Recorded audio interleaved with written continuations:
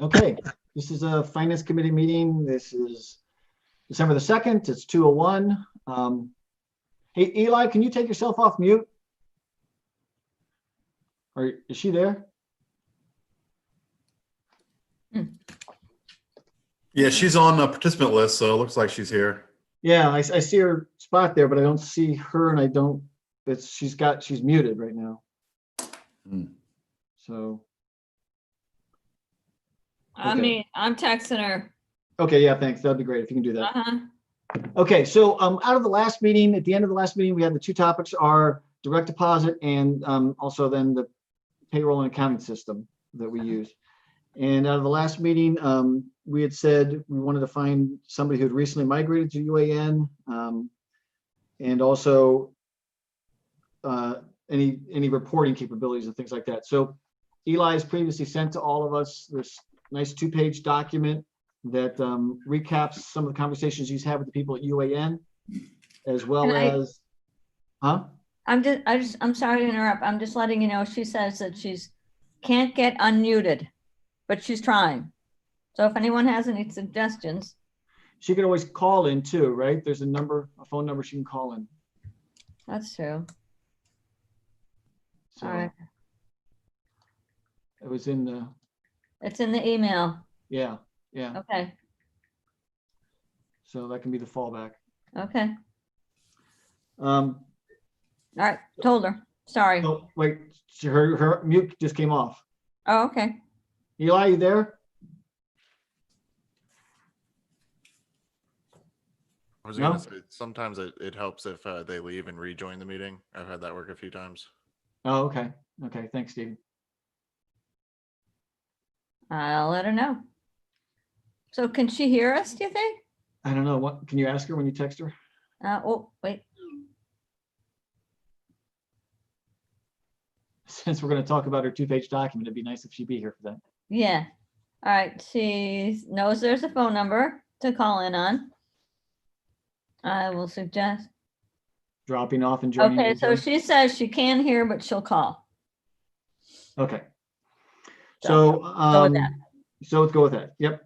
So again, she provided a 2-page document. She talked to the finance director at the Village of Paulding, who had actually migrated from CMI mid this year. So very recent transfer over.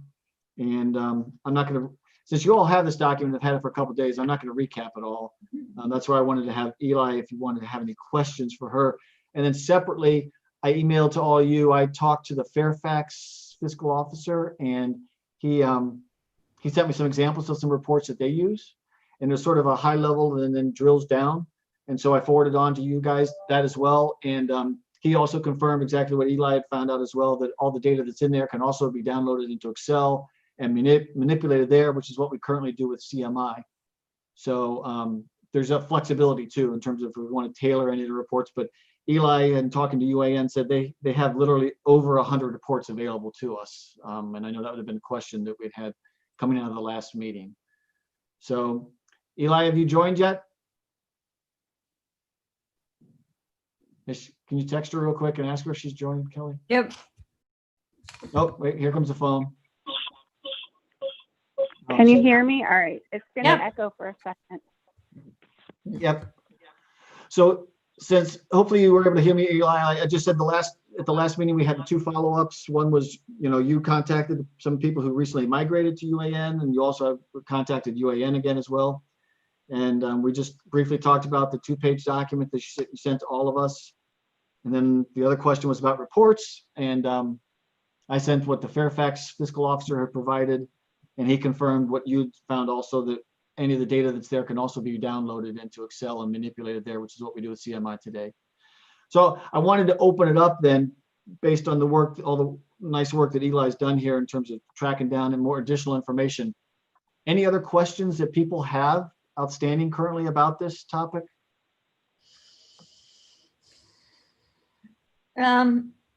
Regarding the last paragraph, we're talking about the payroll aspect of it. Could we just kind of expand on that? Is this an Eli's document? in Eli's document saying that using UAN for payroll saves hours each month and state reporting and retirement reporting, and also that electric remittance indicated they had no issues and so forth and so on. Do we need to talk about how that's done, or should we just include that in the training if we go forward with this?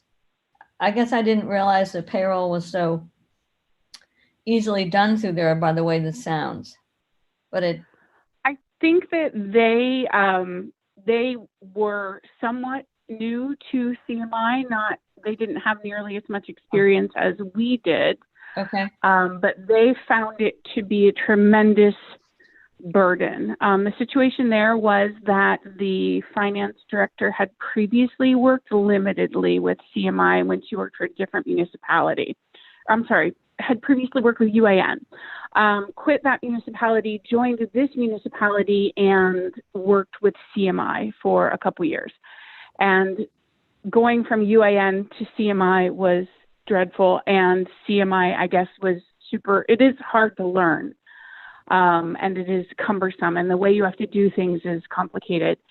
So for them, she said it took them probably 3 days to do every payroll.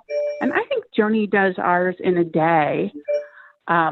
But there's certainly a bunch of like reporting and stuff like that she does manually that would be automated in UAN. But that was their experience going from CMI to UAN. Okay, thank you. Any other questions anybody has? Ela, I would just ask, so again, going back to the payroll, or both actually, would CMI be the driver of getting all the information into the new system? I'm not sure. How do we what you mean. how do we get all the information that was stored? We don't. Okay, So all the old information stays in CMI, and then at a certain date and moment in time, we say, okay, this is all of our balances. This is our few outstanding, still open POs. We're going to, close out those open POs and reopen them in UAN. And we're going to say, this fund and this account have all these balances. Put that in UAN and start from scratch. The only thing we can import into UAN historically is vendors. Okay, so even for vendors that you have to do 1099s and payroll, say you change over on 5/1 of 2021. So how do we incorporate payroll figures from 1/1 of 21 to 4/30 of 21? Do we have to perform year end in CMI? And then No, I think we would have to just do lump sums. that's what I'm not understanding. How does the information get from one to the We other? have to put it in. So there, I would assume reports in CMI. Again, I'm not familiar with the payroll piece of CMI. But let's say we wanted to know how much Eli Wendler had earned and how much we had paid in FICA and how much we had paid in PERS through May 1st. Okay, so We would get that out of CMI and input that as a starting point in UAN. okay, so for each employee, I would have to get year-to-date figures on gross, FICA, Medicare, pension, child support, all of that.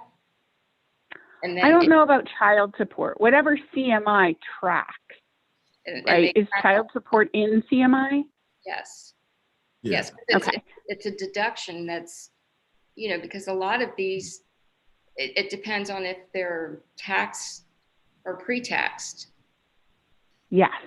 Yes. So again, that's what I'm unclear of. So what you're saying is that it will be up to me to basically get all of the information for, at that point, 60 plus people and manually input it to start. Is that what I'm? Yes, and that's the argument against going mid-year, right? Because all of these conversion transactions aren't necessary if we convert at the end of the year. But in converting mid-year, we would have to perform all of those conversion, not perform, we would have to enter all of those conversion transactions. And again, the finance director from the Village of Paulding just did this, and so she could help us in terms of understanding exactly what the work is, because they also went from CMI to UAN, and so Right, I can ask her how those payroll, again, because I'm so utterly ignorant of the CMI payroll system, I don't know what kind of reports are baked in there. I don't know what we can get back out of it. You know what I mean? So I can't answer that question easily, but I can certainly reach back out to her and ask her what was involved in doing the payroll conversion transactions. Eli, it might be a good idea if you and Joni have that call together, you know? Yep. Yeah, Sure. I mean, just that seems like a big chore, and it's Mhm. too important to do wrong. Yeah, you don't want to Yes. mess with people's, payroll and their W-2 be wrong and, missing withholdings and all that. So we got to Yep. make sure we get that right. Yeah, I agree with you, Tony. I think it would make sense to have Joni participate as well in the call. But again, what I also keep going back to is, the Village of Paulding did it mid-year. So again, this is not, I'm not trying to belittle the work involved, but it's doable clearly, because a lot of other villages have done this. And again, Well, Paulding just did it this year. So, I'm not- but I think it'd be good to talk to him. I think Joni should be the right person to participate in that call too. Right, I'm just not sure what other, workload they have. If the only thing that they do is payroll, they have a lot more time to devote to just that chore. I have a lot. No, they do all of they have one person do everything, well, two people between the two of them. So not just payroll, that person's also doing Allison's job and my job. Okay, So they have fewer people on the case, as it were. and doing minutes and website and all that stuff. Okay. Well, I would be, since they did do a mid-year migration, I would be curious, now that they've done that, if they would do that again, or if they would, having had the experience of it, if they had to do it again, wait until the end of the year. I think that it was complicated no matter what. Part of her difficulty was doing these conversion transactions and setting it all up. But hopefully, because she sort of blazed this trail for us, it would be less difficult. And also, we have far more people involved to divide the work amidst. I think that one of their complaints with the workload of doing it mid-year was that she was essentially doing this by herself. Both the accounting and the payroll. Right. Yeah. So, not only was she doing these conversion transactions to alley-oop it into UAN, but also, keeping it up to date in CMI while you're keeping it up to date in UAN, and then doing those final transactions.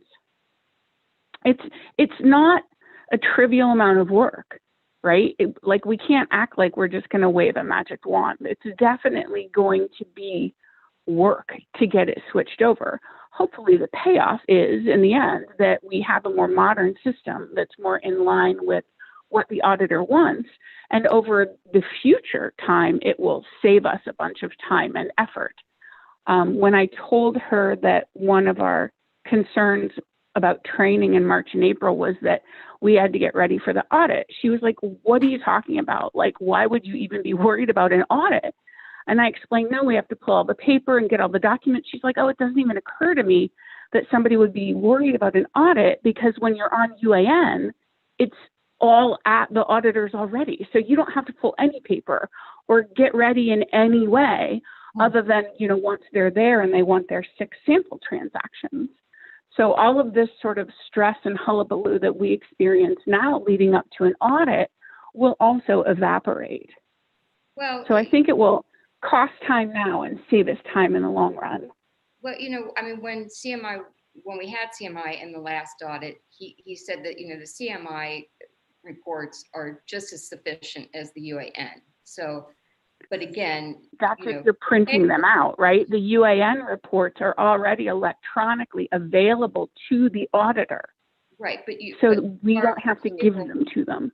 As far as payroll, you still have to go back. You still have to pull, supporting legislation on why people were paid what they're paid. There is still other things that you have to go back and pull. It's just not push a button and, the computer does it. So, you still have to go back and pull the purchase order request. You still have to pull that kind of documentation to show them. Yes, the reports may be a little easier to get to, but the supporting evidence to go along with it is still something you have to manually get.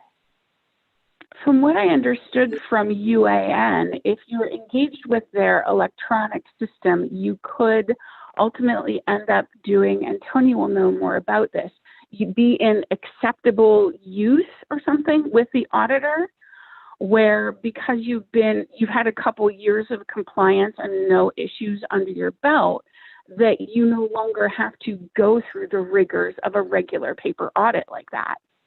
But that we would never achieve that status. Yes, we have. Okay. But we're not now. Yes, we did the last one. Oh, the mini audit thing? It's for pension, I think. Yeah, if you're talking about the pension, that was a whole different thing. The last audit that we did, Tony, wasn't it a agreed upon procedures? Haven't we done that the past? Yeah, that was years ago. We've had audits done the last 8 or 10 years. That have been the agreed upon procedures because we have been compliant, but you still Yeah, have to. yeah, but then the state changed their rules and we fell back into the audit requirement again. Okay, so I think we're circling here a little bit. Again, going back, I think it would be good to have a call with Joni and Allison probably as well, because this person's doing both accounting and payroll, and Eli, and talk through to say, okay, help me understand what the work is involved and things like that. Again, not to belittle the work, there is going to be a lot of work, but clearly, I mean, when you have a list like this, that a number of people who've done it this year, this is just this year alone. Right. So again, it's clearly doable, and it's really great to have somebody who's done it mid-year, so we can ask, what would you do? What'd you learn? What would you do differently? That kind of thing. So it would make it easier for us, hopefully, then, especially coming from CMI, since she was coming from CMI. Are there any other questions or issues? So we have that as a follow-up, as the call. Anything else? No, No. I asked mine. No. So just to add on something to that, Rob, real fast. I mean, I'm not sure if there's ever going to be a perfect time to make the switch, whether it's mid-year or year-end. I think we heard last time that if we did it at year-end, we might not get as much support from outside people, whether it's a state auditor and or finding somebody that can come in and help train during that process. So I think there's a plus minus on both sides of it. Yeah, it's a little more work, but there's probably going to be more resources available if we do a mid-year switch. I agree. Yeah, year-end's tough no matter what. Yeah, you're trying to close the books on one year, and it's just, and again, one of the things that UAN recommends, at least as well, is do the accounting one first, and then 2 months later go do payroll. And so, even if you do one of them at year end, the other one's not going to be at year end. So it's going to be, like I said, it's going to be work no matter what.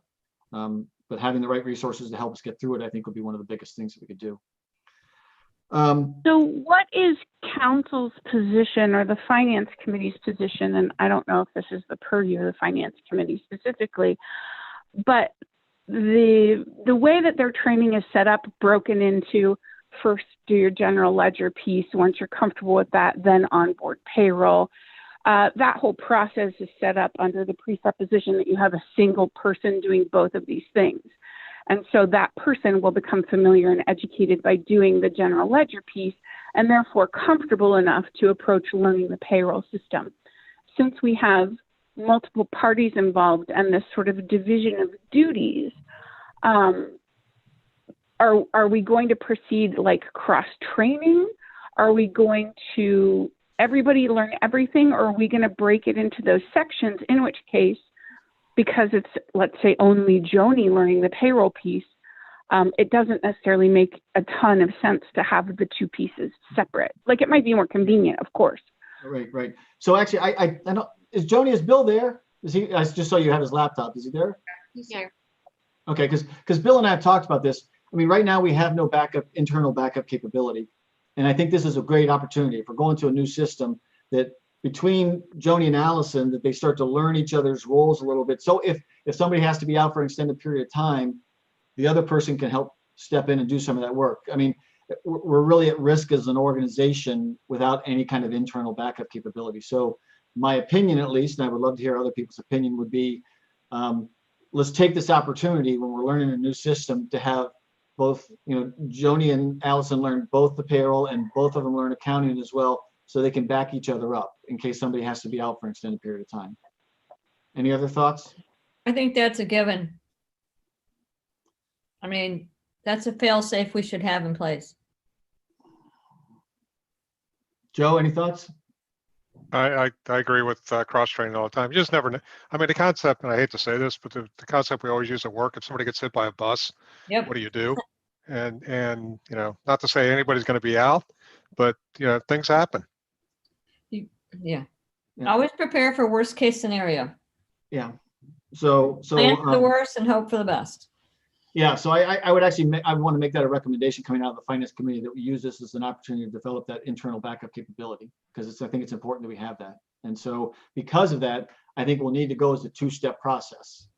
It'll need to be, general ledger first, accounting second. If that's the way, again, not general ledger first, payroll second, because it sounds like that's what UAN is recommending. So if they think that works the best way, I would follow their advice on that. And again, I think we do it with both Joni and Allison learning both the accounting system and on the payroll system as well. And so the other thing I would also, I think would be good is, I mean, Eli's done so much legwork on this already and everything. I would like to really designate her as sort of the project manager, because something you said there a little bit earlier, Eli, is there's going to be decisions that are going to come up as you go through this. You and Joni and Allison are going through this together. And I don't think you have to come back. I don't want you to have to feel like you have to come back to us. I mean, you three are going to be the closest to the work. I trust your judgment.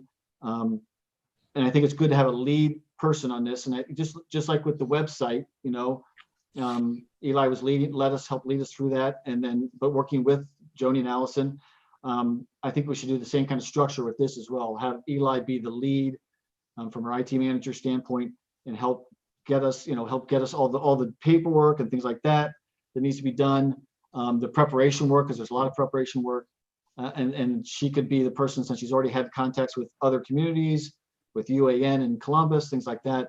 I think it would make sense for her to be the project leader on this. So Joe and Kelly, what do you guys think? Oh, yeah. I'm guessing Eli's had a heads up on that. Yeah. And Joni and Allison, are you okay with that? Yeah. Oh, that's yeah, fine. yeah, of course. Okay. I think we will also need Tony to play a overseer role as we develop the mappings for these accounts. It's concerning how we're currently set up, because it's just this accretion of years and years worth of randomness. But to sort of create a pathway directly mapping our current infrastructure with this new account setup and how that works, because they fall into different categories as far as the auditor is concerned. We need Tony. Yeah, I definitely can help out with that. I'm familiar with the reports that are sent up to the state, so I know what they're looking for. And also we could, have maybe some sub accounts. We can break things out a little bit better instead of having that one big other account. We could break that thing down. Thank you.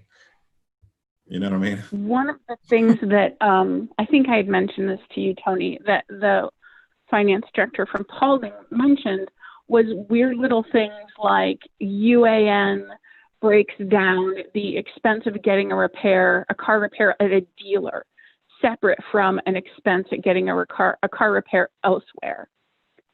And so it's that's sort of the thing we're looking at. Like, A, we need a top-down kind of analysis and tuning, as it were. And then B, that kind of weird nitty-gritty mapping is going to need the imprimatur of someone who actually knows how it should be with the auditor. Yeah, definitely. Okay, so yeah, I agree. I think it would make sense that Tony sort of be the lead on that in terms of leading us in terms of taking the old accounts and mapping it into the new structure underneath the UAN and how best to utilize that. I think it's a great chance to have a clean sheet of paper and to make, I know there's been a bunch of, like Tony, you said, there's stuff that's sort of historically just built up and we've had limitations or whatever. And this gives us a chance to start fresh. So I think that's a great opportunity for that as well. Right. Okay. Hey, Eli, just a quick thought.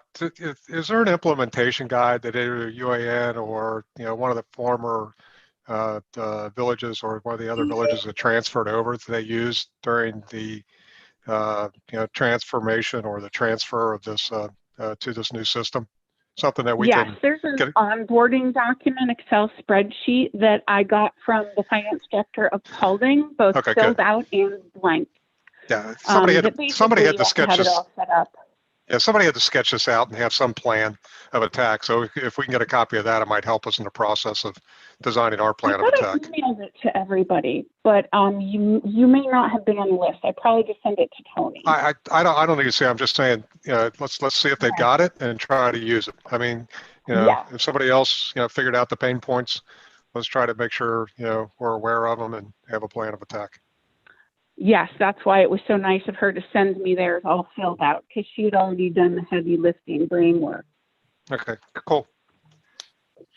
Okay, and then one last thing I want to try to make sure we're aligning to as well then. Right now, it sounds like still we want to do this after the audit is completed. So we have the audit coming up. We want to get the audit completed. And if we try to do it on the quarter end, sometimes that's a little bit cleaner. So, again, starting maybe July 1st with the accounting module, and October 1st with the payroll module. But that's a framework. I wouldn't want to have it written in stone. So again, as Eli and Joni and Allison are going through this process, if they learn something that says, hey, this is a better, more efficient way to do it, I want to be flexible with that. But I think, again, we want to have it happen in 2021. We don't want to try and, I think it's going to be hard for us, given that we want to have that backup capability and have them both go through the training. We're not going to be able to do it at the same time concurrently, accounting and payroll. We're gonna have to do it sequentially. So when is the audit? Do we know? May? I think May. Usually mid-May, yeah. Well, usually they And again, let's say we sign the user agreement now and we go to some virtual training in March and they hand us our UAN PC. It is not written in stone, although we are paying them a monthly fee, that we have to convert over right there, or June, or July, right? Like, we have our leisure, so to speak, because we have the full CMI license for all of 2021 to get this product in place and familiarize ourselves with it in the sandbox mode and understand that, okay, we've all gotten familiar with it. Now let's come to an agreement. Like, this is the day that we want to cut over because we all feel comfortable. But we can get it and learn it and set up all of our accounts in it while we're getting comfortable. We don't have to pull the trigger until we're ready to pull the trigger. Yep. And one of the things I would also want the three of you to feel empowered about is the resources also. Again, if you want to use a visiting clerk, the money we're saving more than pays for like Joe pointed out in the last meeting, we're more than saving enough money to pay for a visiting clerk, come and give that hands-on training. So, you don't have to come to us. I would say you don't have to come to us. I trust you guys to go ahead and do. Once you start to feel comfortable, if you want extra training, go for it. You don't have to come back to us for that kind of stuff because you're closest to the work. You have the best feel for it. So, again, what I want to try and do is just have a rough frame. Let's agree to a rough framework. You guys are running the project. If you find other ways that work better, that's great. Just keep us abreast of that. Keep us up, up to speed on what you're finding out, what changes you're making, and why. But you don't have to come and ask us. I would not ask you to ask permission to do that. It's just like, here's what we're doing and why. Just keep us up to speed on that stuff. So then Bill can just sign a PO for hours from a visiting clerk. Yeah, I mean, because again, if it's under the 5,000 limit, and I'll put in the finance committee write-up something about this, just sort of saying that, again, it's going to really be a project team of Eli, Joni, Allison, and, as they learn Tony, more. don't forget Tony. And Tony, we got Tony. Yep. Yeah, hey, So- hey, Rob, it's good that you're doing that, because that was probably one of my greater concerns about this, is that, if these guys, have to feel comfortable and they need in-office training, that we're going to be able to, without hesitation, provide that for them. Yep. So I will include something like that in the finance committee report that we submit. Rob, I would just put a not to exceed number. I mean, and make it high. I mean, Yep. that way, it's all within Bill's authority to sign off on the stuff, as long as we don't exceed the limitation we put on it. Yeah, and then the quote that I guess $40 an hour is what one guy quoted, and Bill can sign up to 5,000. So that would be, that's over 120. What is it, 125 hours or something like that? So. Yeah. So let's talk limitation. What number do you want to take it to? I would take it to 5 because that's Bill's spending limit. So I would take it to 10, because well, it's going to be at least that much. Yeah, but that's above Bill's spending limit. Okay, but the committee can recommend to council that we approve up to $10,000. Right, and we can do a purchase order and he can sign off on it. okay. That way we don't have to come back, again, what was the savings number? Yeah, it's 10. Fine. Yeah. Yeah. It was over $100,000, wasn't it? In Over 5 savings? years. Yep. Yep. So, I mean, I would say at least 10, if not 20. I mean, again, I want to make this transition as easy as possible for Joni and Allison. And let's do it right, because if you try to shortchange it on the front end, you just run into more problems. If you set it up wrong, then you got to fix it on the back end. So let's get this thing done right. Okay, I will include that up to $10,000 in there. It'd be 250 hours for this guy at $40 an hour. Hey, Tony, will we have the same auditing firm in 2021? I think their contract ended this year. It was only like a 2-year or 3-year deal, a 3 audit deal. So I don't know. So they did 2 audits already? They did, I think. because I was wondering if we could reach out to them and see if we could kind of maybe get the audit rolling earlier, maybe March. We're done with year end by then, and kind of speed that up a little bit instead of having that hanging over. Yeah, I can get in touch with them. Okay. And maybe Not a just, bad idea. Clear the deck of all your That's when the UAN training is, right? March or April is their first 2021 virtual training. We don't know exactly when. okay. But I like that idea, Johnny. I think if we can get, the sooner we can get the audit behind us, the better, I think. And again, the sooner you can cut over, because there's less data to transport over as well. So that's a good thing as well. Okay, so it sounds like we're all in agreement. We want to go forward with this 2021. Again, the project team will be those 4 people. I'll write this up in a committee report, and I'll send it around for you guys for comments. And then you can let me know if it looks, and then we'll submit it for the one council meeting we have this month in December. Okay. And then once it's signed, Eli, there's one thing I was wondering if you could confirm, because I was looking at the participation of agreement, that we have to sign, and it says entity governing board. So it makes it sound like council has to sign this. I mean, I know there's a spot where the fiscal officer has to sign, so Tony would sign that. There's 2 spots there, but this participation agreement says, the signature area says entity governing board. I don't know the answer. I do know that we have to pass a resolution or an ordinance or something. Doesn't it say in there? The other thing, Rob, you may want to check, since this is going to be over $50,000, do we have to get bids? No, this is under $50,000 actually. So All in? It's $350 a month. Yeah. We pay monthly. Yeah, again, Joe, if you remember from the last time, the 5-year, over 5 years going to UAN is going to cost less than $30,000. Okay, that's fine. So we're good. Thank you for bringing it up, but I think we're covered for that. So Eli, can I ask you to check with UAN folks to make sure we got this all our ducks in a row properly? And like you said, if there's a resolution that has to be passed, or an ordinance, whatever, that we can make sure we have that pulled together for the meeting in December. I'm pretty sure in my notes I have somewhere that whatever it was he told me we needed to pass. I will look. It was similar to what we had to do to allow Waterworks to collect waste fees. Was something like that. Okay. And then, like I said, for this actual participation agreement, I would have thought it would have been the mayor, but this says entity governing board, which makes it sound like council then, which is weird. I don't know why all of council would sign an agreement. So if we can just check on that part too. Do I need these answers before the finance committee report goes to council? No, I think, but if you can get it far enough, so if we have to pass an ordinance or resolution, I would like to have Ed have it available For the meeting. at the council meeting. So, When's the meeting? 21st? Yeah. Okay. So. And again, so the committee report won't go out until the Friday before the 21st, whatever that is, the 18th or whatever. Is when I have to have it to Joni and Allison by the 17th. So.